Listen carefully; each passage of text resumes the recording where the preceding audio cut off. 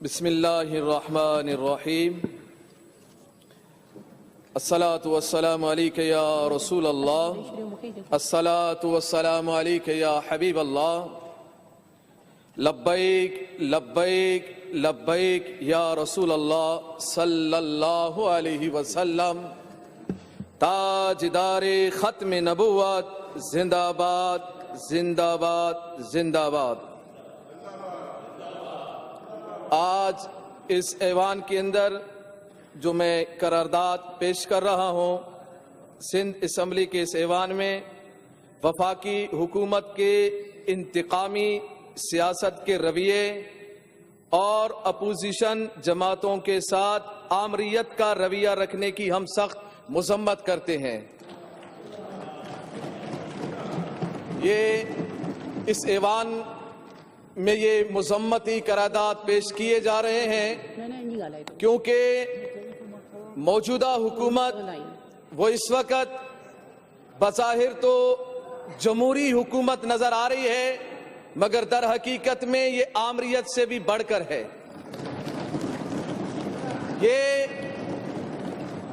اور اس آمری حکومت نے آئین کی دھجیاں اڑا دی ہے، پاکستان کے آئین کی دھجیاں اڑا دی ہیں۔ جناب اسپیکر صاحبہ، میں پاکستان کے کچھ آئین کے تحت کچھ آرٹیکل آپ کے سامنے میں رکھتا ہوں جو پاکستان کے آئین میں درج ہیں، اور موجودہ حکومت نے ان کی کس انداز میں حرمت کو پامال کیا ہے۔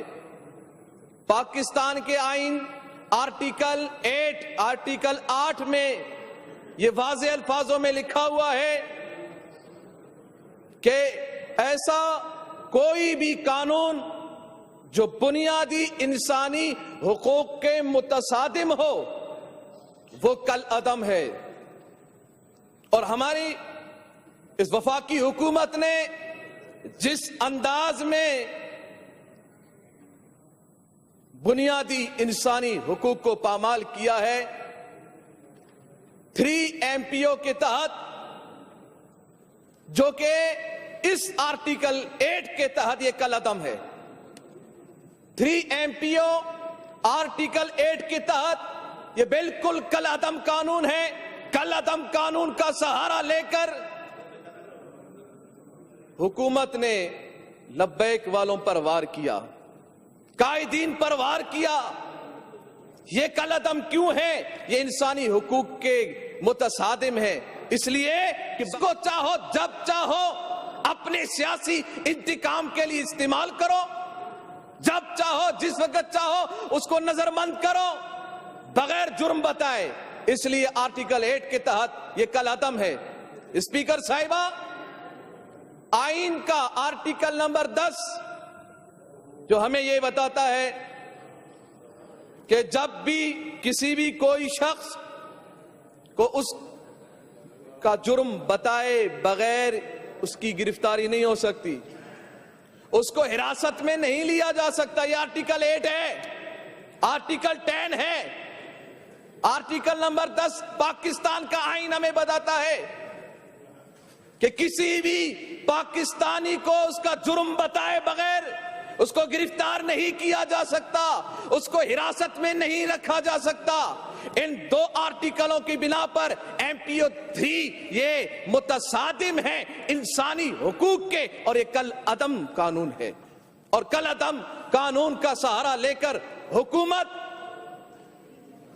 لبیک والوں پر وار کرنا چاہتے ہیں، اور یہ بتانا چاہتے ہیں کہ ہم ان کا نظریہ دبائیں گے۔ ان کو معلوم ہی نہیں ہے کہ یہ نظریہ عام نظریہ نہیں ہے، یہ کسی سیاسی جماعت کا نظریہ نہیں ہے، یہ نظریہ تو ہمیں ہمارے رسول اللہ نے دیا ہے، یہ نظریہ رب کا دیا ہوا ہے، عوام الناس کا دیا ہوا نظریہ قائم رہے نہ رہے، مگر محمد الرسول اللہ صلی اللہ علیہ وسلم کا دیا ہوا نظریہ قیامت تک قائم و باقی رہے گا انشاءاللہ العزیز۔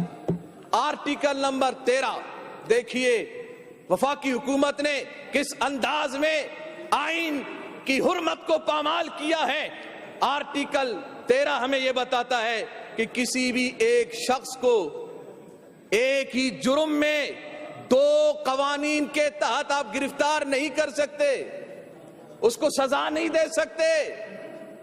مگر ہوا کیا ہے، ہمارے قائدین، کارکنان، عوام اہل سنت، مسلمانوں کو 3 MPO کے تحت بھی گرفتار کیا گیا اور ظلم در ظلم کہ ان پر FIR بھی کاٹی گئی۔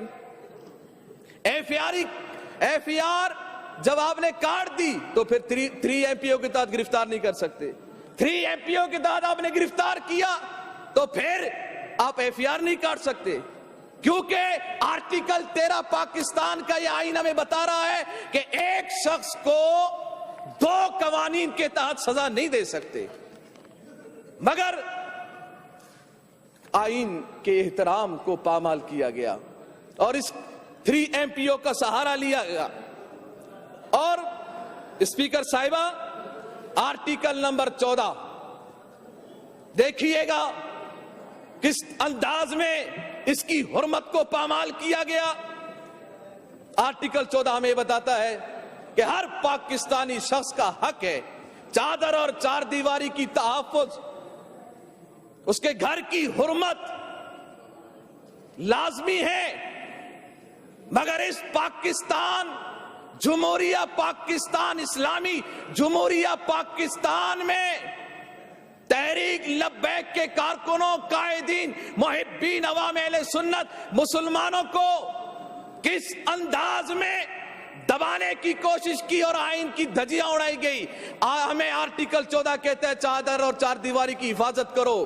ان ظالموں نے، اسپیکر صاحبہ آپ سنیں گے نا تو آپ کا دل بھی ہل جائے گا، آپ تھوڑی دیر کے لیے سمجھیں گی کہ شاید میں فلسطین میں ہوں، شاید میں کشمیر میں ہوں۔ ان ظالم حکمرانوں نے مسجد کی حرمت کو بھی پامال کیا گیا۔ مسجد کی حرمت کو پامال کرتے ہوئے، مسجد کے دروازوں کو توڑتے ہوئے، شیشوں کو توڑتے ہوئے، سین کو توڑتے ہوئے کئی دنوں تک اس اللہ کے گھر میں، شاعر اللہ میں جوتوں سمیت دھندناتے رہے۔ وہاں پر مسجد کی حرمت کو پامال کیا گیا، آئین کی بھی بے حرمتی ہوئی، اس کی حرمت کو بھی پامال کیا گیا، شاعر اللہ کی حرمت کو بھی پامال کیا گیا۔ اور ظلم در ظلم میں آپ کو کیا بتاؤں کہ خواتین کی حرمت کو بھی پامال کیا گیا، بچوں پر بھی ظلم کیا گیا، اور یہاں تک کہ شیخو پورہ میں تحریک لبیک پاکستان کے کارکنوں کے گھروں کو بھی جلایا گیا۔ اتنا ظلم کیوں؟ 3 MPO کے تحت یہ انسانی حقوق کی دھجیاں اڑائی دی گئی ہیں، اتنے آئین کے آرٹیکلوں کو تباہ کر دیا گیا، اور یہی آرٹیکل 14 کا شک، اور وہ ہمیں یہ بتاتا ہے کہ آپ کسی پر تشدد نہیں کر سکتے، آپ کسی پر تشدد نہیں کر سکتے۔ شیخ الحدیث حافظ خادم حسین رضوی دامت برکاتہم العالیہ نے کو جیل میں ستایا جا رہا ہے، اذیتیں دی جا رہی ہے، تشدد کیا جا رہا ہے، پوری رات آپ جاگتے ہیں، ذہنی اذیتیں دی جا رہی ہے۔ سردی کی ان راتوں میں وہ معذور شخص جن کی ریڑھ کی ہڈی میں شدید تکلیف ہے، وہ بغیر چارپائی کے نہیں رہ سکتے، مگر ان کو یہ سہولتیں اپنی جگہ پر۔ ہمارے ملک کے پاکستان میں ہم نے دیکھا ہے کہ کسی کو سر کا درد ہو تو فوراً اس کو ہاسپٹلوں میں لے کے جاتے ہیں، مگر ہمارے قائد کو، قائد ملت اسلامیہ خادم حسین رضوی کو یوں تڑپایا جا رہا ہے، بستر بھی سربیدے میں نہیں دیا جا رہا، اور جو بستر دیتے ہیں اللہ تعالیٰ ان ظالموں کے ظلم سے محفوظ رکھے، اس بستر پر ٹھنڈا پانی ڈال رہے ہیں۔ یہ آرٹیکل 14 پاکستان کا آئین ہمیں یہ بتاتا ہے کسی پہ تشدد نہیں کیا جا سکتا، مگر ان ظالم حکومتوں نے آئین کی دھجیاں اڑا دی ہیں، اور یہ پاکستان کے آئین کے تحت یہ جو بے حرمتی کی جا رہی ہے، پیر افضل قادری صاحب، ان کا 15% دل کام کرتا ہے، تشویشناک حالت میں ہیں آپ۔ اور ایک اور دل ہلا دینے والا ظلم اس اسمبلی کے تمام ممبروں کے توجہ طلبگار کہ دل کو تھام کے رکھیے گا اور عوام، اب پاکستانی عوام کے سامنے میں جو بات کرنے جا رہا ہوں اس کو سماعت کیجئے گا، دل خون کے آنسو روئے گا۔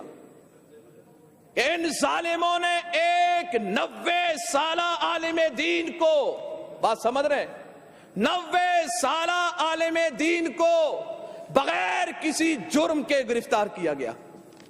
90 سالہ آدمی کیا کر سکتا ہے؟ اسپیکر صاحبہ، 90 سالہ آدمی کیا کر سکتا ہے؟ گرفتار بھی کیا گیا ان کو، اور گرفتار کرنے کے بعد اتنی اذیتیں دی گئی، طبی سہولیات ان کو مہیا نہیں کی گئی، اور وہ اپنے رب اور رسول اللہ کی محبت میں اس جیل کے اس کال کوٹڑی کے اندر آپ نے جام شہادت نوش کی۔ انا للہ و انا الیہ راجعون۔ کہاں ہے انصاف کے دعوے دار جو انصاف کی رٹ لگاتے ہیں؟ مفتی محمد یوسف کے قاتلوں کو کیوں نہیں پکڑا گیا؟ ان کو کیفر کردار تک کیوں نہیں پہنچایا گیا؟ انصاف بولنے سے نہیں ہوتا، کردار میں عمل کرنے سے ہوتا ہے۔ ریاست مدینہ کی بات کرنا آسان ہے، اس پر عمل کرنا بہت مشکل ہے۔ ریاست مدینہ میں کیا یہ ہوتا تھا کہ مسجدوں کی حرمتوں کو پامال کرو، مسجدوں میں بوٹوں سمیت داخل ہو جاؤ، مسجد پر قبضہ کر لو، اور کئی دنوں تک اس اللہ کے گھر میں نماز نہیں ہوئی، آذانیں نہیں ہوئی؟ یہ باتیں سوچ کے شاید پاکستانی عوام یہ سوچ رہی ہوگی کہ یہ پاکستان کی باتیں نہیں، فلسطین کی باتیں ہیں، کیونکہ اسرائیلی فوج وہاں پر اسی انداز میں وہ مسجدوں میں گھستے ہیں۔ اور اس بات کو بھی ذہن میں رکھیے گا کہ یہ آرٹیکل نمبر 16 جس میں یہ حق دیا گیا ہے سب کو کہ وہ جلسہ اور جلوس کرے، مگر 25 نومبر کے جلسے کو روکنے کے لیے ہماری پر ظلم ڈھایا گیا، اس کو آڑ بنایا گیا، اور اس آڑ میں ہم سب کو ان لوگوں نے آئین کی حرمت کو پامال کرتے ہوئے ظلم و ستم ڈھائے، اور اس آئین کی بھی خلاف ورزی ہوئی۔ آرٹیکل نمبر 17 آخری آئین میں پیش کر رہا ہوں۔ اس کے تحت کیا ہے کہ سب کو، تمام پاکستانیوں کو یہ حق ہے کہ وہ پی پی میں جائیں، وہ نون لیگ میں جائیں، وہ تحریک لبیک پاکستان میں جائیں، وہ کسی بھی جماعت کا حصہ بن سکتے ہیں، مگر جیل کے اندر ظلم در ظلم آئین کی دھجیاں اڑائی گئی، زبردستی ہمارے کارکنوں سے تحریک لبیک سے لا تعلقی کے حلف نامے بھرے گئے۔ یہ کتنا ظلم ہے! ان ظالموں کو میں کہہ رہا ہوں، یہ اقتدار کے نشے میں مت رہو، یہ اقتداریں ختم ہو جائیں گی، یہ اقتدار ایک دن نیست و نابود ہو جائیں گے، سب ختم ہو جائے گا، اور اسلام باقی ہے، باقی رہے گا۔ اسلام سے جب بھی کوئی ٹکرایا ہے وہ نیست و نابود ہو کے رہا ہے، چاہے وہ ابراہیم علیہ السلام کے سامنے نمرود ہو تو نیست و نابود ہے، وہ موسیٰ علیہ السلام کے سامنے فرعون ہو تو نیست و نابود ہے، محمد الرسول اللہ صلی اللہ علیہ وسلم کے سامنے ابو جہل و عتبہ و شیبہ ہو وہ نیست و نابود ہے۔ میرے امام علی مقام امام حسین رضی اللہ تعالیٰ عنہ کے سامنے بھی یزید نے یہ کہا تھا، میرے پاس طاقت ہے، میرے پاس اقتدار ہے، میرے پاس حکومت ہے، طاقت میرے پاس ہے، حکومت میرے پاس ہے، میں جس کو چاہوں جیسا چاہوں جب چاہوں پکڑ سکتا ہوں، سزا دے سکتا ہوں۔ مگر یہ بھول تھی یزید کی اور یزیدیت کی ریورس پر چلنے والی آج کی حکومت کی بھی یہ بھول ہے کہ تم اسلام کو دبا سکتے ہو۔ اسلام دبنے کے لیے نہیں آیا، جتنا دباؤ گے یہ اٹھتا جائے گا، اٹھتا جائے گا۔ تم نے ممتاز قادری کو دبانے کی کوشش کی، آج بھی ایوان میں ممتاز کھڑا ہے، ممتاز قادری کھڑا ہے تمہارے سامنے، اور تم جتنا دباؤ گے انشاءاللہ یہ تمہارے دبانے سے نہیں دبیں گے، بلکہ اللہ اور اس کے فضل و کرم پر قائم رکھیں گے۔ اللہ تعالیٰ ہمارے ملک پاکستان کو سلامت رکھے اور ہمارے صوبہ سندھ کو سلامت رکھے۔ اور میں آخر میں اپنے ایوان کے ان ساتھیوں کو میں شکر گزار ہوں جنہوں نے اس سے قبل میرے ساتھ ہاتھ بلند کر کے ناموس رسالت کے لیے انہوں نے یہ عہد کیا کہ ہم آپ کے ساتھ ہیں، میں ان کا بھی شکریہ ادا کرتا ہوں۔ اللہ تعالی ہم سب کا حامی و ناصر ہو۔ لبیک لبیک لبیک یا رسول اللہ صلی اللہ علیہ وسلم۔ تاجدار ختم نبوت، زندہ باد زندہ باد۔